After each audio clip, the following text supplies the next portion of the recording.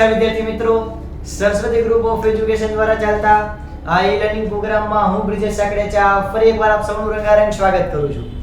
આપણે ધોરણ 12 ની અંદર ફિઝિક્સ વિષયની અંદર ચેપ્ટર નંબર 2 એટલે કે સ્થિત વિદ્યુત સ્થિતિમાન અને કેપેસિટન્સ એના વિશે આપણે અભ્યાસ કરતા હતા કે જેમાં આજે આપણે લેક્ચર નંબર 9 વિશે અભ્યાસ કરશું. અગાઉના 8 લેક્ચરની અંદર આપણે શું અભ્યાસ કરી ગયા ફટાફટ આપણે આપણી ટેવ મુજબ રિકોલ કરી દઈએ. તો સૌથી પહેલા શરૂઆતમાં આપણે એવું જોયું કે કોઈ પદાર્થની તમારે કોઈ બિંદુ ઉપર તમારે સ્થિતિ ઊર્જા મેળવવી હોય તો કઈ રીતે મેળવશો? તો કે આપણે તો હંમેશા સ્થિતિ ઊર્જાના તફાવતને ઓળખી શકીએ. કોઈ પર્ટિક્યુલર બિંદુ પાસે સ્થિતિ ઊર્જા ન મેળવી શકીએ એના માટે આપણે એક નુસ્ખો અપનાવ્યો, એક એવી કહી શકાય મેથડ અપનાવી કે શું?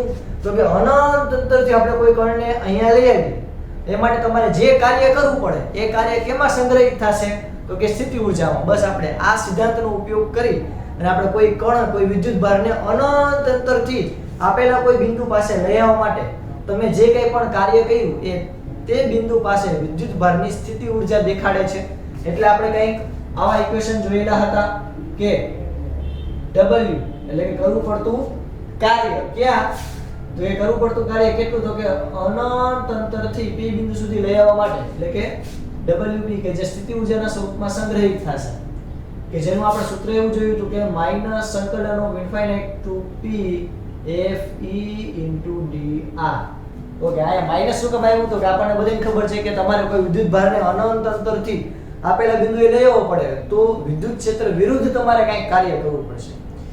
એટલે અહીંયા માઈનસ Fe વિરુદ્ધ કાર્ય કરવું પડે, વિદ્યુત ક્ષેત્રની વિરુદ્ધ કાર્ય કરવું પડે. એટલે ચાલો ત્યારબાદ આપણે એવું જોયું હતું વિદ્યુત સ્થિતિમાન કોને કહેવાય? તો કે એકમ વિદ્યુત ભાર દીઠ કરવું પડતું કાર્ય. પછી આપણે એવું જોયું હતું કે મારે કોઈ પણ માની લો અહીંયા કોઈ વિદ્યુત ભાર છે તો આ વિદ્યુત ભારથી r જેટલા અંતરે કોઈ P બિંદુ આવેલું છે. આ વિદ્યુત ભારથી r જેટલા અંતરે તો આપણે આ બિંદુએ વિદ્યુત સ્થિતિમાનનું સૂત્ર શું હોય છે? તો કે V = kq/r. આ એક વિદ્યુત ભાર હોય તો આપણે એવું જોયું હતું જ્યારે આપણને બે વિદ્યુત ભાર આપે વિજાતીય મૂલ્યના એટલે કે આપણને ડાયપોલ આપે ગુજરાતીમાં કહીએ તો ત્યાંથી કોઈ એના મધ્ય બિંદુથી r જેટલા અંતરે કોઈ P બિંદુ આવેલું હોય તો એના માટે તમે વોલ્ટેજનું સૂત્ર શું લખી શકો? કે P cos θ/r².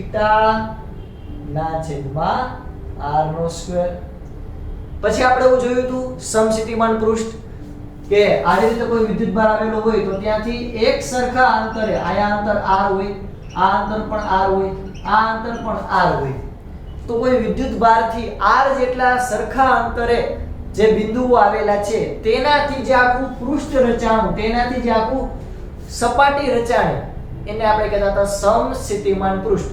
કઈ રીતે? તો કે ભાઈ અહીંયા તમે વિદ્યુત સ્થિતિમાનનું સૂત્ર શું હશે? તો કે kq/r. અહીંયા સૂત્ર શું લાગશે? તો કે V kq/r. અહીંયા સૂત્ર શું લાગશે? તો કે V kq/r.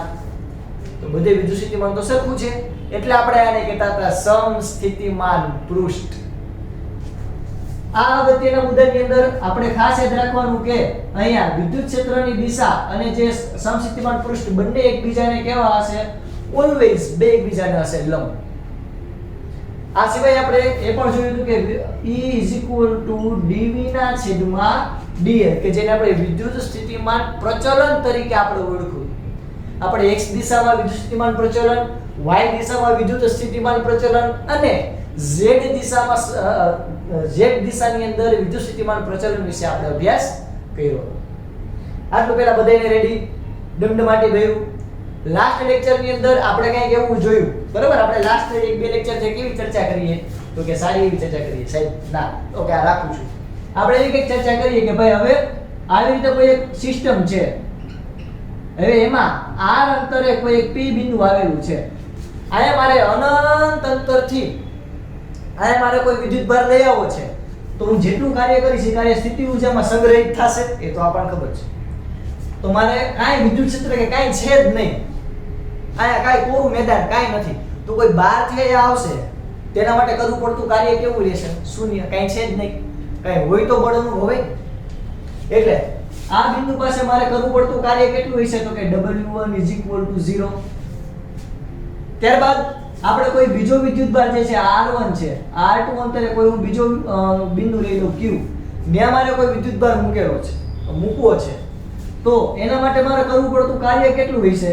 તો કે K Q1 Q2 એના છેદમાં R, R એટલે આ બે વચ્ચેનું અંતર અત્યારે આપણે લઈ લઈએ, બરોબર? અહીંયા આપણે વિદ્યુતભાર મૂક્યો, માની લો કે Q1, અહીંયા આપણે વિદ્યુતભાર મૂક્યો Q2. આ હું ફટાફટ રિવિઝન કરાવું છું એટલે ફટાફટ તમને રિકોલ થાય. ચાલો, આ હતું વિદ્યુત ક્ષેત્રની હાજરી ન હોય ત્યારે. લાસ્ટ લેક્ચરમાં તો આપણે વિદ્યુત ક્ષેત્રની હાજરી હોય એવો કિસ્સો જોયો કે જેમાં આપણે એવું જોયું કે જ્યારે વિદ્યુત ક્ષેત્ર ભાઈ હાજર હોય ને તો તમારે કેમ કાર્ય કરવું પડશે જગતની માલિપા? તો કે આ એક વિદ્યુત ક્ષેત્ર અહીંયા જો હાજર છે, હવે ત્યાંથી R જેટલા અંતરે કોઈ Q1 વિદ્યુતભાર ને તમારે મૂકવો છે, તો તમારે પહેલા તો વિદ્યુત ક્ષેત્ર વિરુદ્ધ કંઈ કાર્ય કરવું પડશે. આ અહીં અંદર ગરવા જ નહીં દે. ભાઈ તું આગળ છે એટલે તમારે આ વિદ્યુત ક્ષેત્ર જે છે એના વિરુદ્ધ કંઈ કાર્ય કરવું પડશે. કેટલું કાર્ય કરવું પડશે?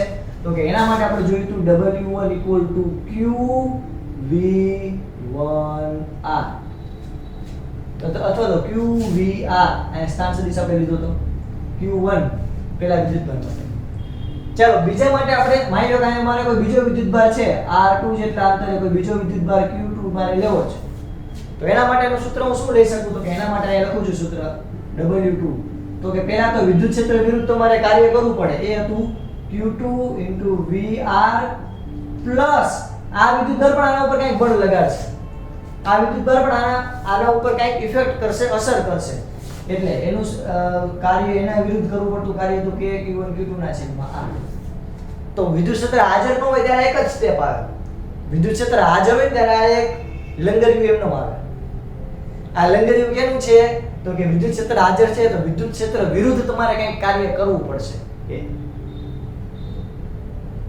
ડન. આટલું વિદ્યાર્થી મિત્રો આપણે આટલું લાસ્ટ લેક્ચર સુધીની અંદર જોઈ ગયા અને આપણે આને લગતા નાની નાની દાખલાઓ પણ જોઈ ગયા. ચાલો ફટાફટ કોઈને કઈ નોટ કરવું હોય રિવિઝન તો ફટાફટ જોઈ લો. ચાલો, હવે આપણે આગળ ચર્ચા કરીએ કે આ વિદ્યુત ક્ષેત્ર જ્યારે હાજર હોય, જ્યારે વિદ્યુત ક્ષેત્ર હાજર હોય ત્યારે કોઈ ડાયપોલની સ્થિતિ ઊર્જા શું થાય? આપણે અત્યારે લગી જે લાસ્ટ લેક્ચરમાં ભણ્યા એમાં આપણે વિદ્યુત ક્ષેત્ર હાજર હતું, પણ એમાં આપણે કોઈ એક વિદ્યુતભારને પહેલા અહીંયા લઈ આવ્યા, તેના માટે કરવું પડતું કાર્ય મળ્યું, પછી કોઈ બીજા વિદ્યુતભારને લઈ આવ્યા, તેના માટે કરવું કાર્ય, ત્રીજો વિદ્યુતભાર લઈ આવ્યું, ટોટલ કાર્ય કેટલું કરવું પડશે? તો કે બધાયનો સરવાળો કરી નાખો.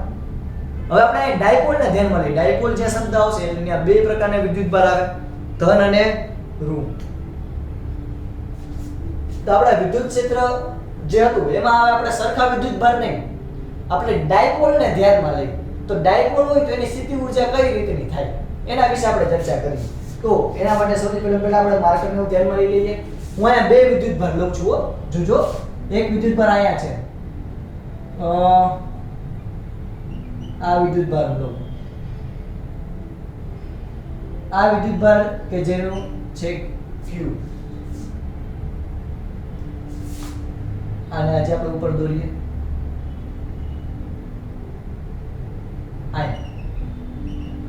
આ છે પ્લસ Q. આયા કોઈ બીજો વિદ્યુતભાર કે જે વિરુદ્ધ મૂલ્યનો હોય એ ધ્યાનમાં લો. આ બંને વચ્ચેનું અંતર ડાયપોલ છે. નોબિયસ વાત છે. ડાયપોલ તમે ભણ્યા કે નહીં? લાવો, હા યાદ કરો, આપણે પહેલા ચેપ્ટરમાં ભણ્યા હતા. આયા પ્લસ વિદ્યુતભાર હોય, આયા માઈનસ વિદ્યુતભાર હોય. ડાયપોલની દિશા કેવી હોય? માઈનસ થી પ્લસ. આ ડાયપોલની દિશા હોય અને ડાયપોલનું સૂત્ર શું થાય? તો કે 2AQ, કે જે 2A એટલે તો કે આ બે ડાયપોલ વચ્ચેનું અંતર. તો આપણે એ જ કિસ્સો ધ્યાનમાં લેશી.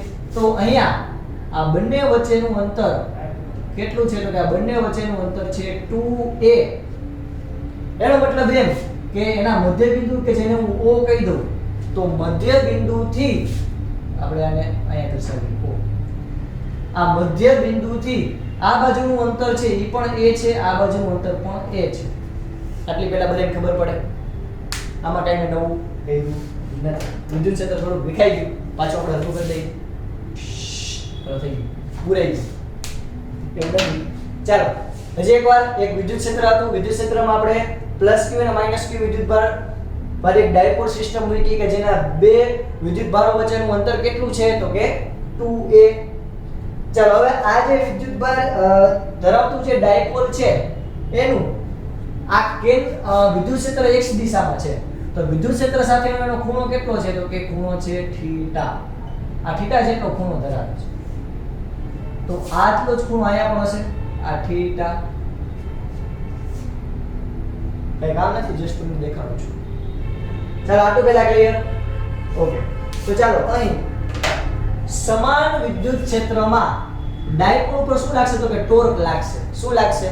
ટોર્ક. આપણે પહેલા ચેપ્ટરમાં ભણી ગયા હતા. જો ભૂલાઈ ગયું હોય તો ફરી પાછું રિવિઝન કરી લેજો પહેલા ચેપ્ટરની અંદર. બરોબર, આપણે વિડિયો પડ્યા જ છે ચેનલની અંદર, જે પણ જોઈ લેજો.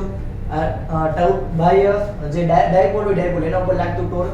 તો આપણે એવું જોયું હતું કે અહીંયા કોઈ એક ધન વિદ્યુતભાર હોય, અહીંયા એક ઋણ વિદ્યુતભાર હોય. તેના ઉપર ટોર્ક કઈ દિશામાં લાગશે તો કે પરસ્પર આમ બળ યુગ્મની રચના કરશે. પરસ્પર બળ યુગ્મની રચના કરશે એટલે એને કારણે ડાયપોલ જે છે એ કહી શકાય કે આ બાજુ જવાનો પ્રયત્ન કરશે. એટલે ડાયપોલ જે છે એ સંતુલન સ્થિતિમાં અહીંયા પ્લસ ને માઈનસ આવી રીતે રહેશે. એટલે તમે જ્યારે કોઈ ડાયપોલને આવી રીતે રાખો વિદ્યુત ક્ષેત્રની અંદર તો એના ઉપર ટોર્ક ઉદ્ભવશે કે જેને કારણે એ આ બાજુ જવાનો પ્રયત્ન કરશે. કઈ બાજુ? આ બાજુ, સમઘડી દિશામાં. આમ સીધું બોલવાની ટ્રાય કરશે તો એ સ્થિર રહે. આવી આપણને ખબર હોવી જોઈએ. બીજું આપણને ખબર હોવી જોઈએ કે ત્યારે આપણે ભણ્યા હતા ટોર્ક P E sin θ. આ આપણે પહેલા ચેપ્ટરમાં અભ્યાસ કરી ગયા હતા. એક્સ્ટ્રા છે આ, એક્સ્ટ્રા એટલે ભણી ગયા છે P E sin θ.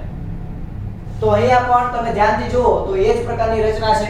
વિદ્યુત ક્ષેત્ર છે, વિજાતીય વિદ્યુતભાર છે, ડાયપોલ આખી રચાય છે. તો એમાં ટોર્ક કઈ બાજુ લાગશે તો કે ટોર્ક લાગવાને કારણે કહી શકાય કે આ ડાયપોલ આ બાજુ મૂવમેન્ટ કરવાની ટ્રાય કરશે. ઓકે, આગળ તો તેના ઉપર લાગતું ટોર્ક કેટલું છે તો કે P E sin θ. ટોર્કના સૂત્ર મુજબ P E sin θ, P cross E ટોર્કનું સૂત્ર છે P ક્રોસ E. ચાલો આપણને આટલું રેડી થઈ ગયું કે જ્યાં થીટા એ શું છે, થીટા એટલે કે આ ખૂણો શું છે તો કે આ P એટલે કે ડાયપોલ અને E એટલે કે વિદ્યુત ક્ષેત્ર એ બે વચ્ચેનો ખૂણો. તમે ધ્યાનથી જુઓ, આ ડાયપોલ અને આ વિદ્યુત ક્ષેત્ર બે વચ્ચેનો ખૂણો છે થીટા. સાચી વાત છે? હા સાહેબ, સાચી જ વાત છે. આગળ તો કે અહીં ડાયપોલને d થીટા જેટલું કોણીય સ્થાનાંતર કરવા માટે કરવું પડતું કાર્ય. એટલે કે આ ડાયપોલ જે છે, ડાયપોલ એ સંતુલન સ્થિતિની અંદર એટલે કે સામાન્ય પરિસ્થિતિમાં આ રીતે રહેશે. તમે આ બાજુને ધન વિદ્યુતભાર ગણો, આને તમે ઋણ વિદ્યુતભાર ગણો. ગણવું શું કામ? આપણે ટ્રાય કરી. બરાબર, અહીંયા જો આ છે આ નેગેટિવ અને આ છે પોઝિટિવ. ડન. ચાલો, તો આ ડાયપોલ છે પોઝિટિવ અને નેગેટિવ બે વિદ્યુતભાર ધરાવતી. બે વચ્ચેનું અંતર કેટલું છે તો કે બે વચ્ચેનું અંતર છે 2a.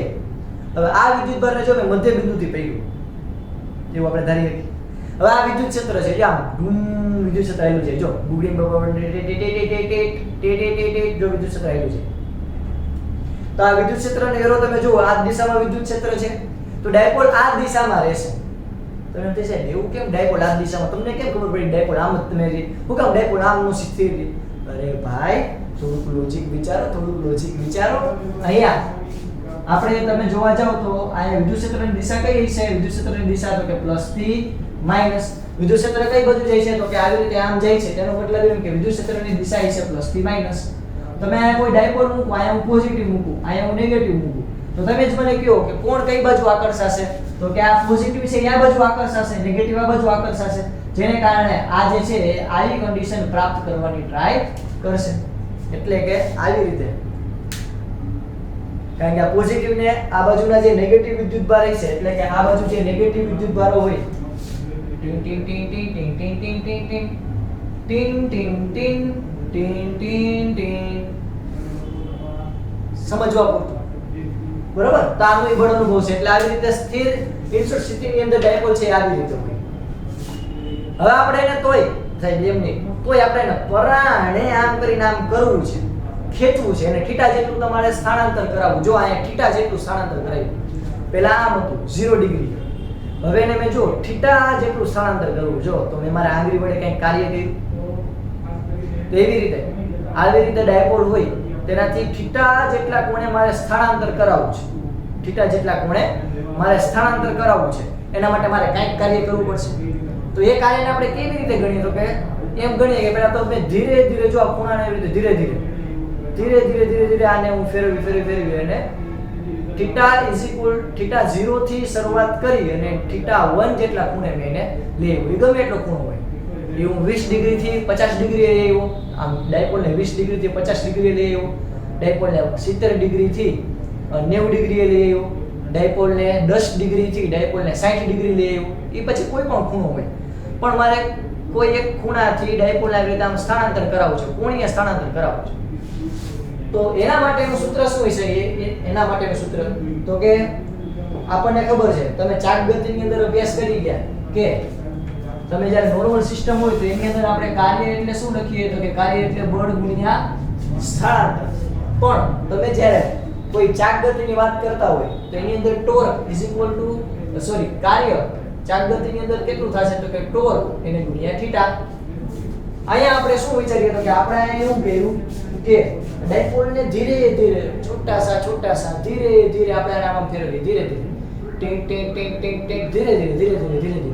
તો d થીટા જેટલું એટલે કે dw જેટલું મારે કંઈ કાર્ય કરવું હોય તેના માટેનું સૂત્ર શું થશે તો કે મેઈન સૂત્ર શું છે? w d torque into theta. આપણે અહીંયા નાના અમથા સ્થાનાંતર કરવું હોય, નાનું અમથું કાર્ય કરવું હોય dw torque into d theta.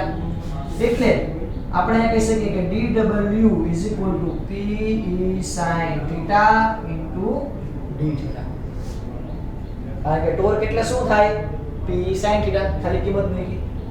તો અહીંયા આપણને નાનું અમથું સૂક્ષ્મ એવું કાર્ય કરવું હોય તો સૂક્ષ્મ એવું આપણે સ્થાનાંતર કરાવવું હોય ઉપરની બાજુ થોડુંક ડાયપોલને આમ થોડુંક ઉપરની બાજુ આમ સ્થાનાંતર કરાવવું હોય તેના માટે તમારે કરવું પડતું કાર્ય કેટલું હશે તો કે ભાઈ p e sin theta into d theta.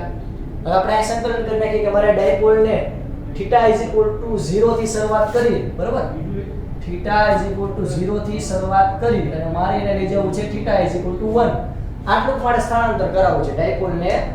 આ ડાયપોલ છે, ડાયપોલ એને મારે આટલું કામ સ્થાનાંતર કરાવવું છે. તો એના માટે હું શું કરીશ તો કે સંકલન, એ સિવાય આપણી પાસે બીજો સારો એવો ઉપાય મને દેખાતો નથી. એટલે આપણે અહીંયા શું કરશું તો કે હવે જો સ્થાનાંતર θ 0 થી θ 1 સુધી કરાવવું હોય તો સમીકરણનું શું કરવું પડે? સંકલન કરવું પડે. તો સમીકરણનું સંકલન કરીએ તો ટોટલ કાર્ય કેટલું થશે તો કે θ 0 થી લઈ અને θ 1 સુધી આપણે જો હરફ મૂક્યું, હરફ એટલે સંકલન મૂક્યું θ 0 થી θ 1 સુધી p e sin theta into d theta. આપણને જે આયા સૂત્ર મળ્યું એની જ આપણે માત્ર અહીંયા કિંમત મૂકી. ચાલો હવે તમને બધાને ખબર હોવું જોઈએ કે sin theta નું સંકલન શું થાય? sin theta નું સંકલન તો કે -cos theta. yes or no? સંકલન of sin theta -cos theta. તો આપણે અહીંયા sin p તો અચળ જ છે, ડાયપોલની વેલ્યુ અચળ, વિદ્યુત ક્ષેત્ર પણ અચળ છે. તો અહીંયા એને આપણે બહાર કાઢીએ. sin theta નું સંકલન થાય cos theta, પણ -cos theta એનું સંકલન થાય. આ માઈનસ નિશાની બહાર આવી જાય -p. આને આપણે કિંમત મૂકીએ તો પહેલા cos theta 1 cos theta 2. Simple. ચાલો હવે આ જે નિશાની છે માઈનસ નિશાની એનું અંદર ગુણ, માઈનસ નિશાની એનું અંદર જવા દો તો આ θ 0 આગળ આવી જાય અને θ 1 જે પાછળ આવી જાય. એટલે આપણને ડાયપોલને θ 0 થી θ 1 સુધી તમારે સ્થાનાંતર કરાવવું હોય તો કરવું પડતું ટોટલ કાર્ય કેટલું થાય તો કે p e કૌંસમાં cos θ 0 cos θ 1. આટલું તમારે કાર્ય કરવું પડે. એટલે ડાયપોલ છે આમથી આમ થાય, બૂમ બૂમ આમ થાય. ચાલ હવે જો θ pi/2 અને θ 0 θ હોય એટલે કે હું આની રીતે θ 0 ને કેટલું θ ને સોરી θ આવશે θ 1 ને હું લઉં આને હું θ 0 લઈ લઉં, આને હું θ 1 લઉં. ચાલો તો અહીંયા θ 0 pi/2 અને θ 1 90. એટલે કે પહેલા મારી શરૂઆતની ખૂણો કેટલો હશે તો કે આમ 90 નો, આ પ્લસ માઈનસ જોઈ 90 નો ખૂણો θ 0 એટલે શરૂઆતનો ખૂણો 90. અંતિમ ખૂણો મારે કેટલો કરવો તો કે θ જેટલો. તેના માટે સ્થિતિ ઊર્જાનું મૂલ્ય કેટલું થશે તો કે p e કૌંસમાં cos θ 0 0 ની જગ્યાએ શું આવશે pi/2 minus cos theta 1. Cos theta 1 is equal to theta. ચલો આ pi by 2, cos pi by 2 ની value very good, cos pi by 2 ની વેલ્યુ 0 એટલે આખું પદ થઈ જશે 0. તો pe minus cos theta એટલે સીધી ઊર્જાનું સૂત્ર શું આવશે? તો કે pe cos theta પણ કેવું માઈનસ. હવે તમને એ વસ્તુનો ખ્યાલ હોવો જોઈએ વિદ્યાર્થી મિત્રો કે ક્યારેય કોઈ પણ પદાર્થની સ્થિતિ ઊર્જા ઋણ ક્યારે હોય? કયો જોઈએ વિડિયો પોઝ કરીને તમે વિચારો કે કોઈ પણ પદાર્થની સ્થિતિ ઊર્જા ઋણ ક્યારે હોય? તમે ગુરુત્વીય ક્ષેત્રમાં તમે જોયું કે આપણે મૂલ્ય જે છે એ ઋણ આવે, અથવા તો સ્થિતિ ઊર્જાનું મૂલ્ય કોઈ પણ નું ઋણ ક્યારે હોય? તો કે જ્યારે સ્થિતિ ઊર્જાનું મૂલ્ય ઋણ ત્યારે હોય જ્યારે પદાર્થ સ્થિર હોય કોઈ પણ ક્ષેત્રની અંદર. તો અહીંયા આ વિદ્યુત જે સ્થિતિ ઊર્જા જે આપણને મળી સ્થિતિ ઊર્જા એ નેગેટિવ મળી, એનો મતલબ એમ કે એકદમ સ્થાયી સમતોલનની સ્થિતિ છે. એટલે કે જ્યારે cos θ = 0 લો એટલે કે આ વિદ્યુત ક્ષેત્ર આવી રીતે આમ છે અને ડાયપોલ બે વચ્ચેનો ખૂણો આ પ્લસ ને માઈનસ વાળી આખી જ આપણી ડાયપોલ બે વચ્ચેનો ખૂણો સરખો એટલે કે બે સમાંતર હોય. બરોબર? આ જો θ = 0 એટલે કે બે સમાંતર હોય ત્યારે તમને મેક્સિમમ સ્થિતિ ઊર્જા મળશે. મેક્સિમમ સ્થિતિ ઊર્જા એટલે તો કે ત્યારે ડાયપોલ એકદમ સ્થિર રહેશે, જેને કહેવાય સ્થાયી સમતોલન સ્થિતિ. સ્થાયી સમતોલન સ્થિતિ.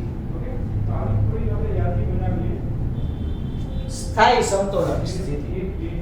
જો હું θ = π/2 લઉં એટલે કે મારે જે વિદ્યુત ક્ષેત્ર અને ડાયપોલ બે વચ્ચેનો ખૂણો π/2, જો આ વિદ્યુત ક્ષેત્ર અને ડાયપોલ બે વચ્ચેનો ખૂણો π/2 આટલો મારે ખૂણો રાખવો હોય તો ત્યારે સ્થિતિ ઊર્જાનું મૂલ્ય કેટલું થાય? તો કે અહીંયા cos θ ની જગ્યાએ π/2 લ્યો, તેની વેલ્યુ 0, તો સ્થિતિ ઊર્જાનું મૂલ્ય મળશે 0. એટલે કે ત્યારે ડાયપોલ છે ને થોડી કે હરખી નહીં હોય, ડિસ્કો કરવા મળશે, આમ બહુ તોફાની થઈ જાય. તમે જ્યારે વિદ્યુત ક્ષેત્ર અને ડાયપોલ બેને 90 ડિગ્રી રાખો, આ સ્થિર રહે જ નહીં, તરત આમ થઈ જાય. ત્યારે સ્થિતિ ઊર્જાનું મૂલ્ય જો શૂન્ય છે, સ્થિતિ ઊર્જા એનું મૂલ્ય શૂન્ય એટલે પદાર્થ સ્થિર નહીં. બરાબર? ચાલ આટલું પહેલા બધાને ક્લિયર થયું. તો અહીંયા એકદમ અસ્થાયી સ્થિતિ છે.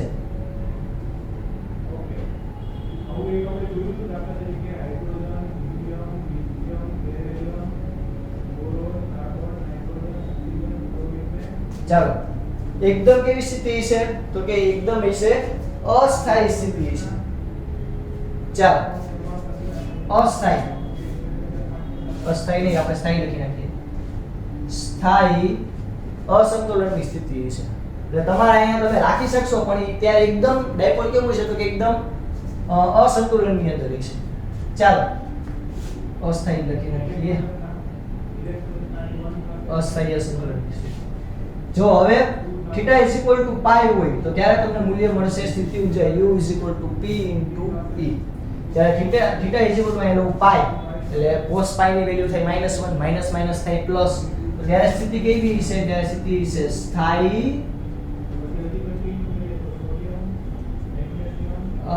અસંતુલન સ્થિતિ.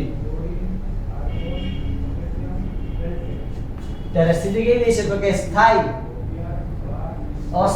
ત્યારે છે અસ્થાયી સમતોલન સ્થિતિ. અસ્થાયી છે અસંતુલન સ્થિતિ એટલે કે આ જે વિદ્યુતભાર છે બરોબર, એ આ બાજુ રહેવાની ટ્રાય કરશે, આ બાજુ એ છે આખે આખું આ પ્લસ છે, એ પ્લસ આખું આમ આવી જશે, આ પ્લસ અહીંયા છે પ્લસ ની બાજુમાં, નેગેટિવ ની બાજુ નેગેટિવ, એટલે આ એકદમ અસ્થાયી છે. પણ આ સંતુલનની સ્થિતિ તો કહેવાય, કારણ કે જો વિદ્યુત ક્ષેત્ર અને ડાયપોલ બે કેવું છે એકબીજાને સમાંતર. તો આ ત્રણ કિસ્સા છે બરોબર. ચાલો તો આપણે જોયું બાહ્ય વિદ્યુત ક્ષેત્રમાં ડાયપોલની સ્થિતિ ઊર્જા. ચાલો ફટાફટ વિદ્યાર્થી મિત્રો પહેલા આટલું લખી લો.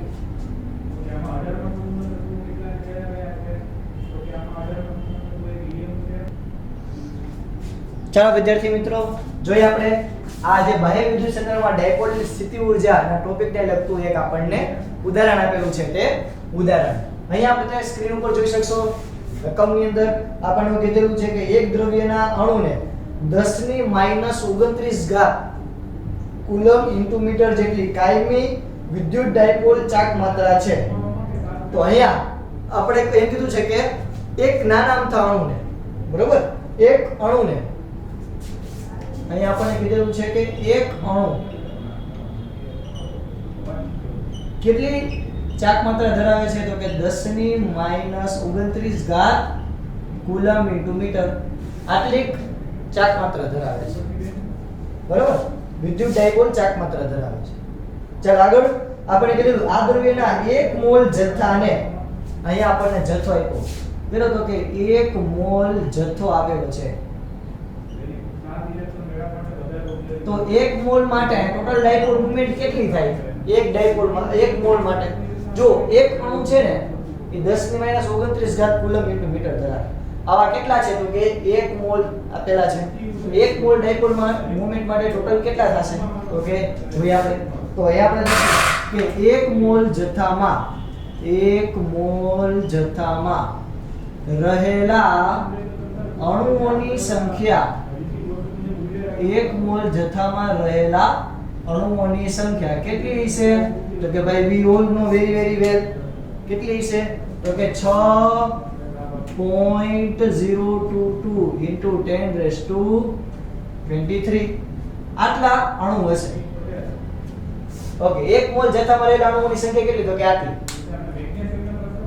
તો આ દરેક અણુની ડાયપોલ મોમેન્ટ આટલી હોય તો ટોટલ ડાયપોલ મોમેન્ટ p કેટલી થાય તો કે કુલ વિદ્યુત ડાયપોલ ચાક માત્રા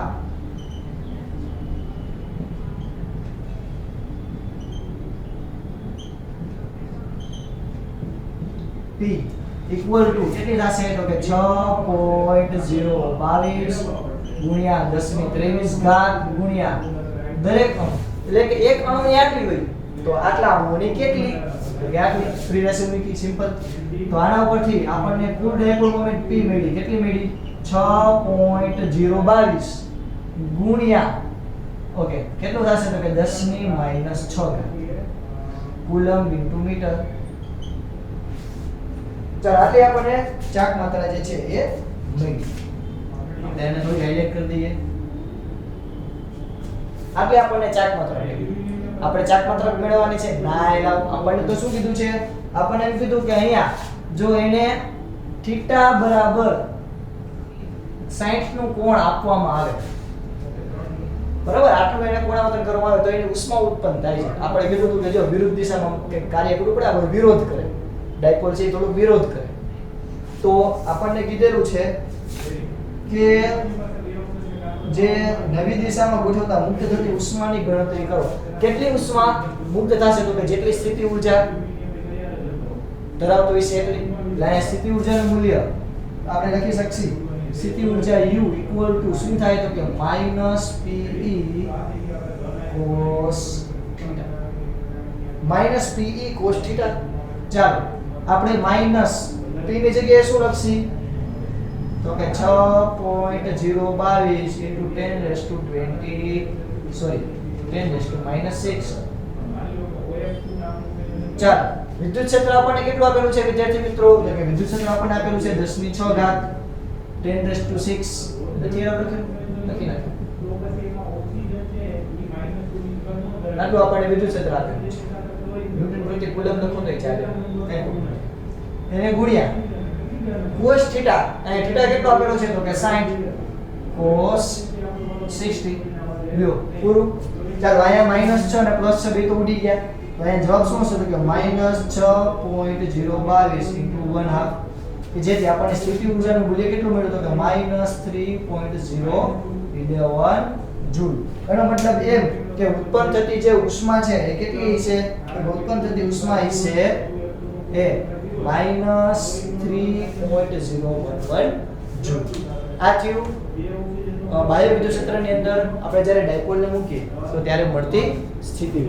ચાલો ફટાફટ પહેલા આ લખી લો.